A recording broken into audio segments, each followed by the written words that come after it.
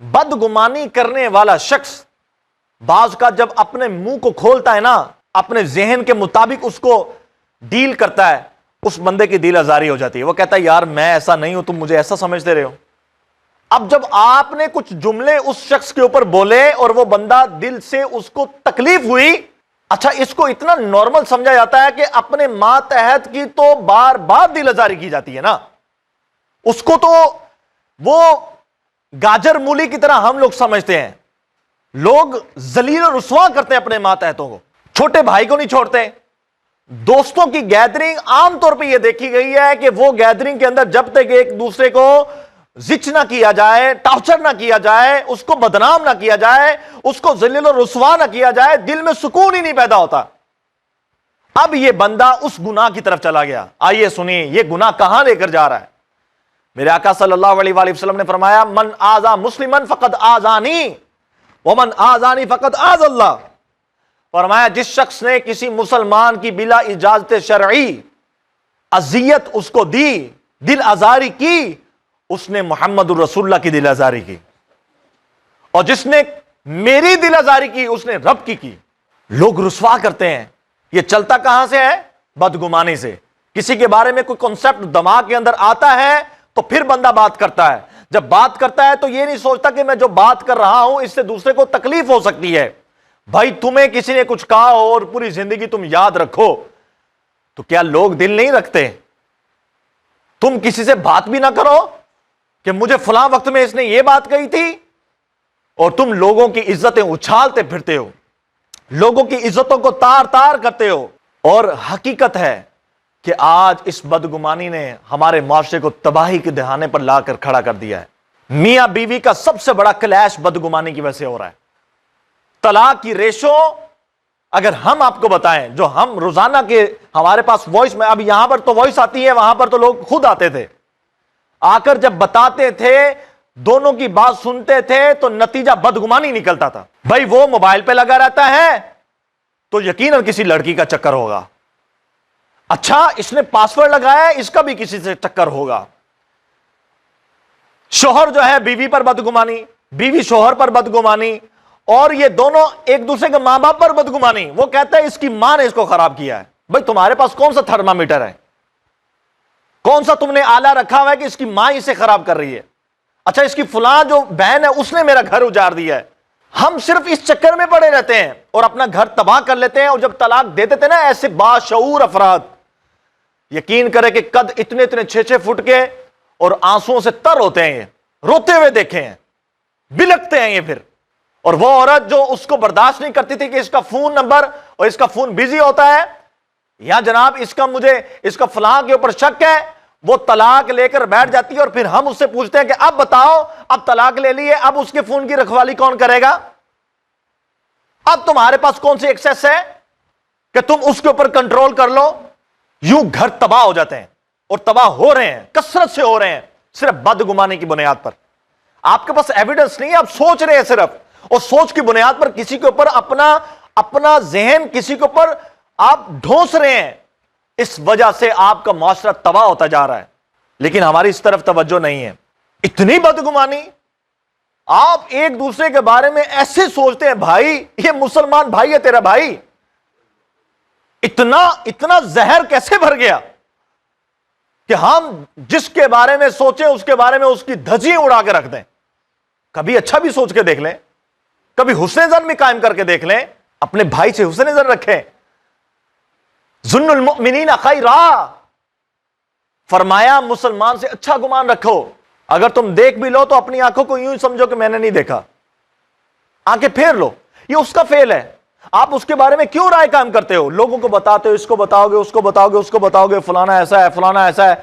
اور یعنی کہ ایک بندے کی چھوٹی سی غلطی پورے معاشرے میں اس طرح اس کی دھوم دھام پڑ رہی ہوتی ہے کہ معاذ اللہ اس سے بڑا تو کوئی دنیا میں گناہ گار ہی نہیں ہے. اور بھائی اس کی چھوٹی سی غلطی کو تو نے آج اچھالا ہے. یاد رکھ میرے آقا صلی اللہ علیہ وآلہ وسلم نے فرمایا، اور جو بندہ کسی کے عیب کو پوشیدہ رکھتا ہے اللہ تعالیٰ قیامت کے دن اس کے عیبوں کو بھی چھپا دے گا.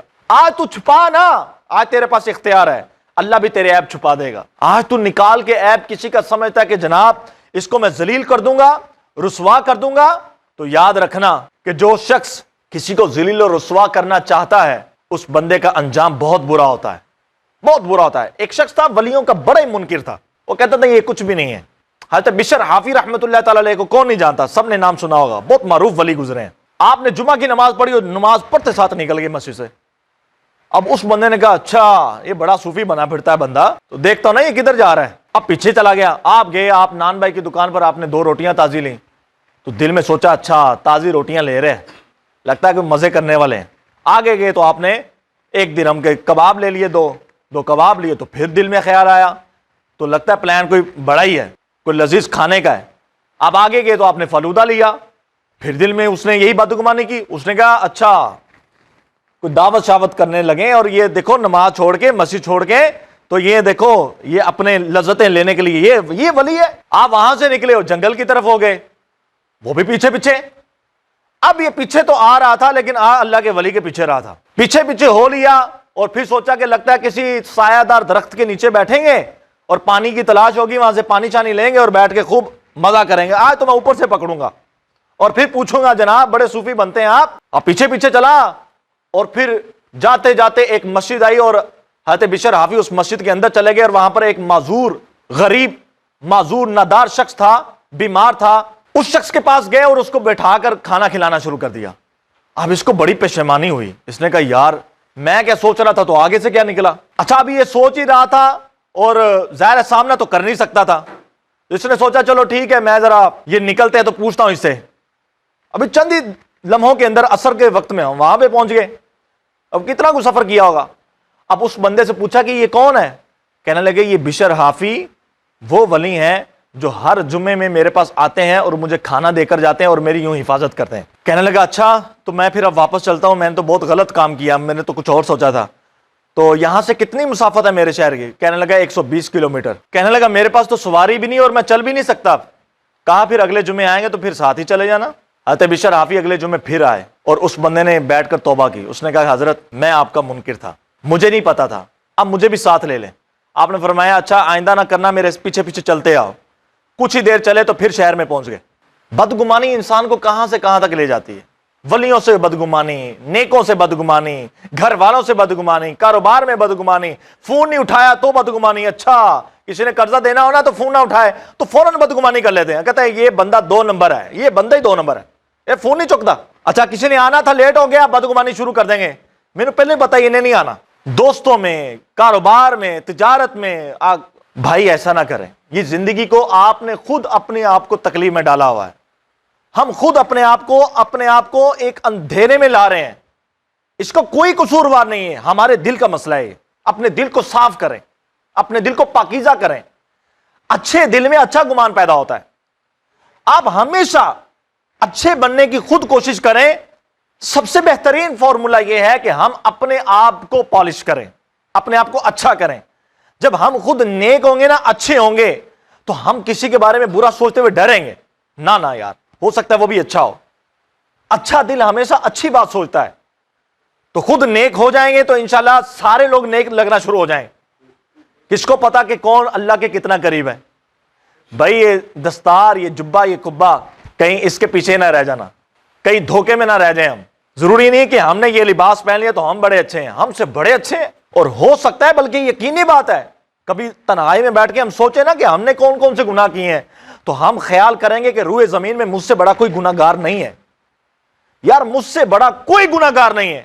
سوچیں کبھی میں نے غیبت کتنی کی، چغلی کتنی کی، جھوٹ کتنا بولا، دھوکہ کتنا دیا، فراڈ کتنا کیا، معاذ اللہ شراب پی، زنا کیا، سود کھایا، میں نے والدین کی نافرمانیاں کی، حق تلفیاں کی، لوگوں کی دل آزاری کی، میں تکبر کرتا رہا، غرور کرتا رہا، حسد کرتا رہا، چغلی کرتا رہا، میں وعدہ خلافی کرتا رہا، شماتت کرتا رہا، نہ جانے میں نے کون سا گناہ ہے جو میں نے نہیں کیا، سارے تو کر بیٹھا ہوں بھائی، پھر بھی میں صوفی ہوں۔ وہی غلط ہے، پہلے خود کو صحیح کر لیں اور اس کے بعد دوسروں کی طرف دیکھیں۔ میرے آقا صلی اللہ علیہ وسلم کی حدیث پاک ہے، فرمایا لوگوں سے منہ پھیر لو، بڑی کمال کی حدیث ہے، فرمایا لوگوں سے منہ پھیر لو۔ کیوں؟ اس کے تحت علماء نے فرمایا اس لیے کہ اپنے کام سے کام رکھو، جس گلی میں جانا نہیں اس کا پتہ نہ پوچھو، آپ ہر بندے کی ٹو میں نہ پڑے رہو, اپنے دماغ کو نہ خرچ کرو. بھائی وہ دماغ جس کے بارے میں قرآن کہتا ہے کہ تمہارے دل, تمہاری آنکھ, تمہارے کان کے بارے میں تم سے کل قیامت کے دن پوچھا جائے گا. مفسرین نے لکھا کہ دل سے یہ پوچھا جائے گا تو کیا سوچتا تھا, اور آنکھوں سے یہ پوچھا جائے گا تو کیا دیکھتا تھا, کانوں سے یہ پوچھا جائے گا تو کیا سنتا تھا.